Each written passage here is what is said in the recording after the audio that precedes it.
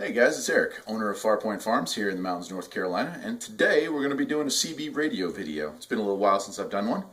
That's not to say I haven't been playing with them, I just haven't been making videos of them, right?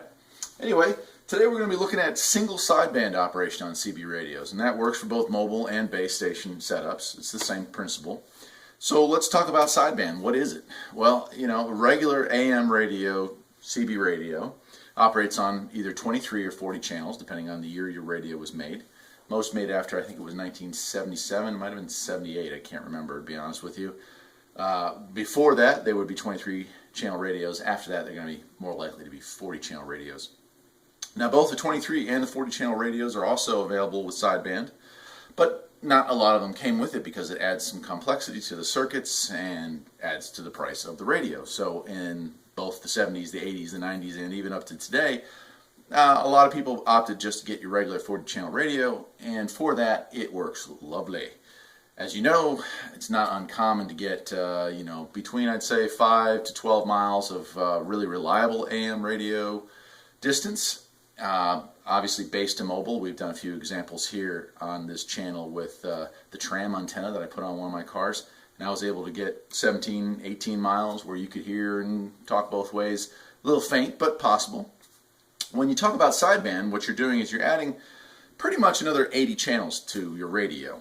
And that is true and not true, I guess. It's the same 40 channels. When you turn your radio on, you're going to see your same numbers here, unless you have a radio that actually has a frequency counter built in. We'll get into that in another video. But for the sake of the argument here, let's just say that we have our 40 channel radio. We've added upper and lower sideband, like this model has.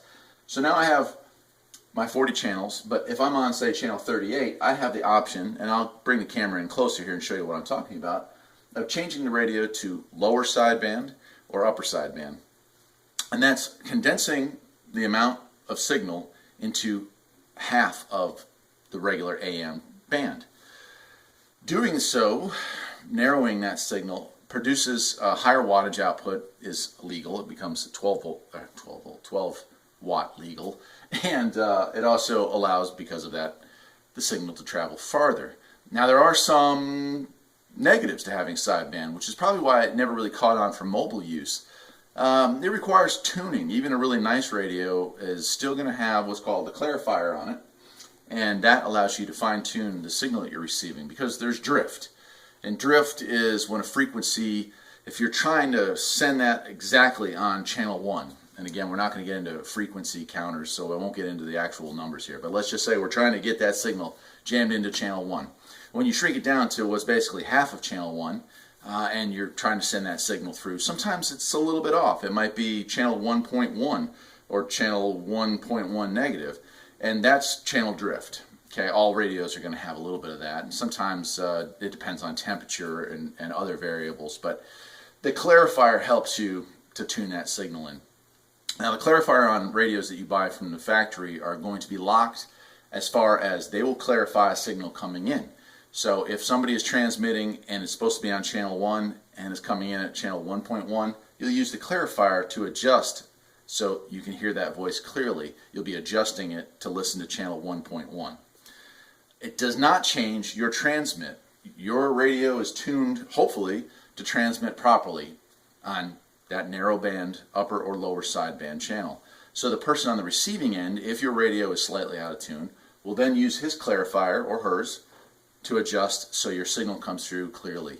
One of the things you'll notice when we start playing with actual listening to some of these signals is, as a side effect of sideband, you're going to hear that compressed voice, so it sounds almost robotic, like a Cylon or something like that from that old show, Battlestar Galactica in the 70s. That's normal, and that's where the clarifier comes in. If you do a little bit of fine-tuning, all of a sudden going from kind of a Cylon voice sound, it'll go to a normal sound, and that's what we're looking for. So that pretty much describes how it works. You're pushing more power into a smaller space. The signal then gets out farther. It also seems, at least to me, and I don't think this is scientific at all, skip works better with sideband because you're able to go farther distances. Just more wattage, you know what I mean? So Let me get the camera, we'll get it closer in here, and I'll show you. We'll go to a couple channels. Skip is rolling through here. I was listening to New York a few minutes ago, so hopefully they're still in there. And I'll flip around some channels, and we'll adjust the clarifier, and you'll get an idea of what you can expect out of a sideband radio, what's normal, what's not normal, and so on. Okay?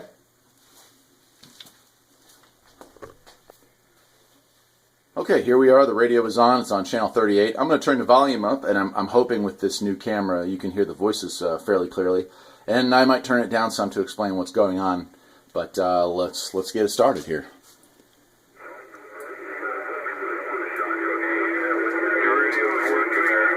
Alright, you're hearing a variety of noises. This is just normal skip. When you play with your clarifier, I'll turn this down for a minute, you'll get a good voice. We'll get one in, it'll sound slightly robotic. And you'll see I'll play with the clarifier here, and I'll be able to tune that voice in so it's more clear.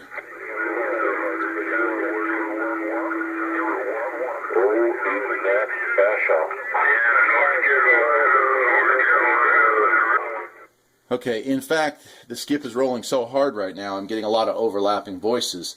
Now, as you know, on AM radio operation, the loudest voice is going to cut completely out, attenuate the entire signal of the other stations that are trying to transmit. You might get some herringbone sounds or some whistling or popping when that happens, when two AM channels try to talk over each other. What happens on sideband is they literally talk over each other. You can hear 2, 3, 4, or 5, or 100 different voices calling out at various parts of the country, and they're all kind of overlapping. And that's not really people being rude. It's just from your location when you transmit, you may be transmitting to a part of the country that you cannot hear, so you don't realize you're talking over another station.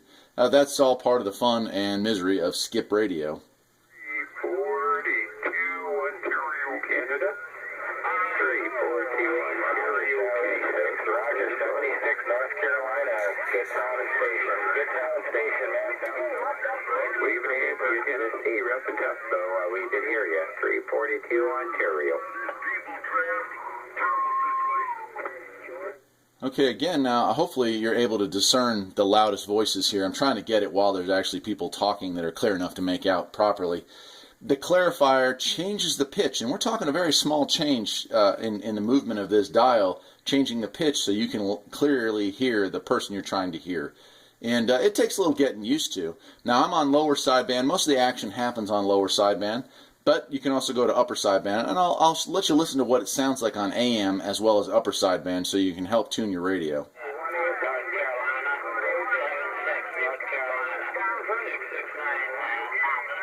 See how it's more robotic?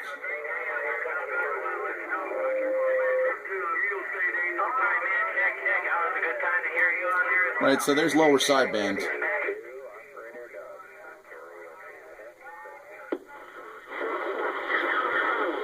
Now I've switched to AM.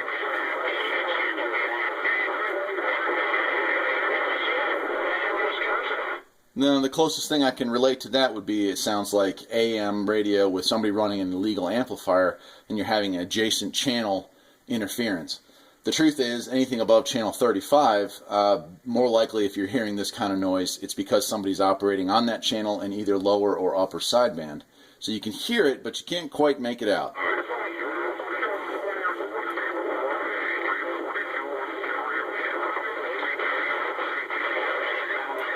Okay, now I'll switch to upper sideband.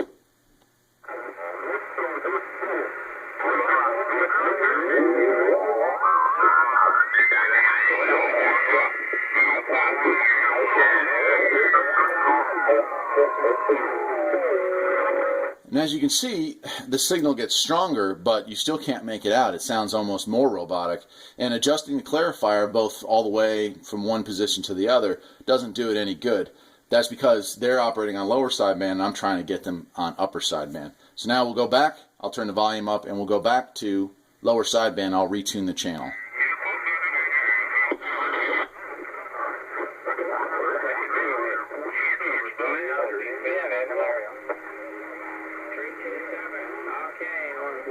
I have to get your call there. I think it's 327.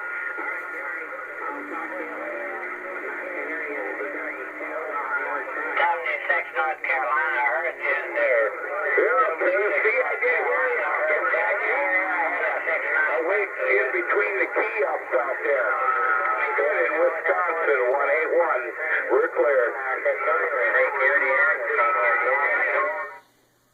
So, and again, there's almost a little too much skip rolling right now to get you a perfectly clear signal.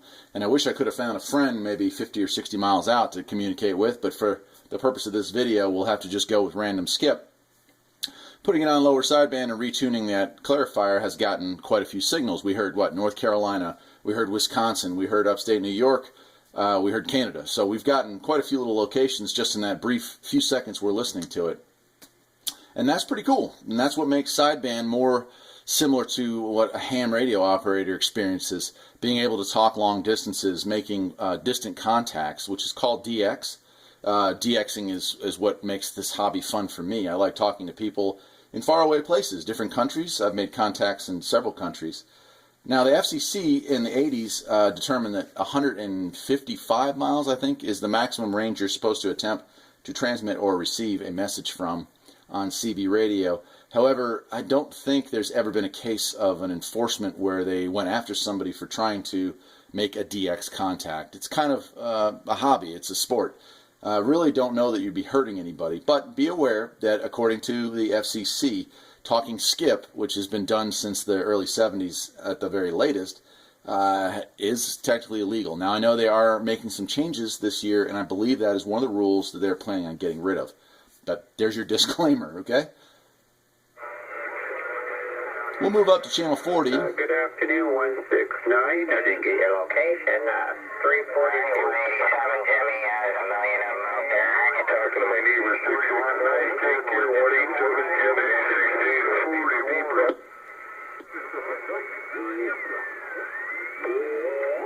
Went the wrong way. I guess evidently you were lower. There we go. This channel has slightly less traffic on it. Again, to go to AM, and you're just looking at static. Well, it sounds like there's a few people operating on upper sideband here as well.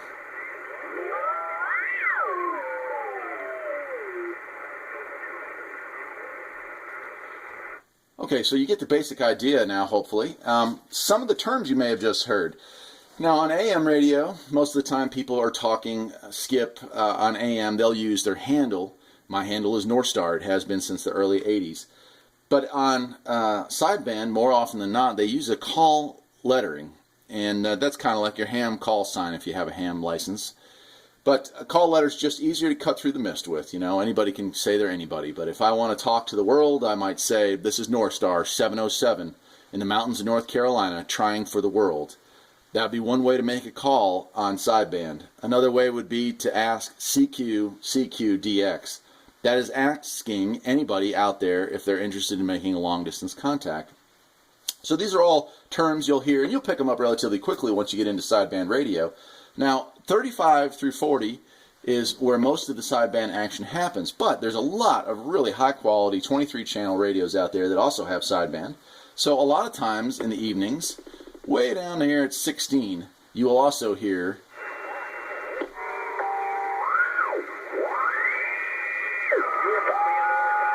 right there.